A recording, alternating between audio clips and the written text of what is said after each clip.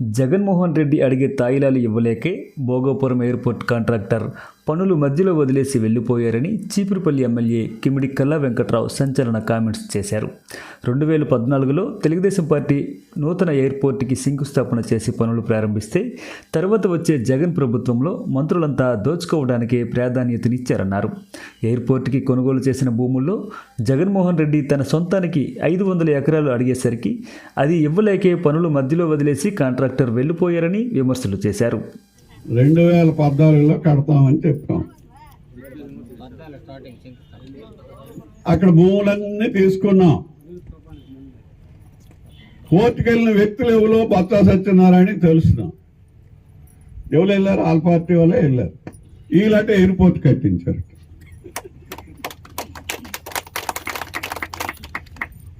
కోర్టుకు వెళ్ళినది ఆగదు. ఎందుకు? 4000 ఎకరాల్లో 200 ఎకరాలు వాడు కోర్టుకు వెళ్తే అది పక్కన పడేసి మిగతా దీనికి శంకుస్థాపన చేసి కట్టియాలని చెప్పాం.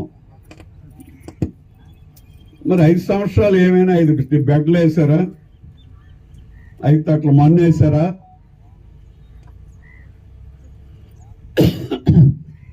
ఏమైనా 5 పార్లు పెట్టి ఒక జాతీయం తవ్వారా? ఎక్కడ వేసింది అక్కడే 5 సంవత్సరాలు ఉండిపోయిందా లేదా మనకు దగ్గరే కదా, మనకు తెలుసు. చాలా మంది కుర్రోళ్ళు అక్కడ పనిచేయడానికి వెళ్తుంటారు. రణస్థలం ఏం అలికిరి లేదు. దేవుడి పనిలో దోపిడీలో ఆడున్నారు. జగన్మోహన్ రెడ్డి దగ్గర నుంచి ఇలా అందరూ కూడా ఆ 5 సంవత్సరాలు ఏడు చేశారు. 5 బెడ్లైనా వేయాలి కదా. వీళ్ళు పని చేస్తే అభివృద్ధి మీద వీళ్ళకి నమ్మకం ఉంటే పని చేయాలి కదా.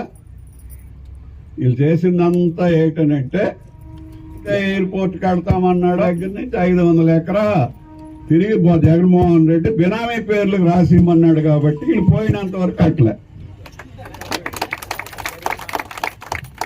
అసలు కన్నం ఇది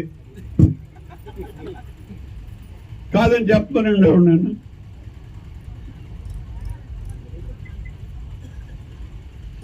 ఈ 5 సంవత్సరాలు మరి మీద మోడీ ఉన్నప్పుడు కూడా కింద నేను ఇవ్వడు కాబట్టి ఆ సంస్థ మరి రావడం మానేసింది, ఇటు పలకడం మానేసింది.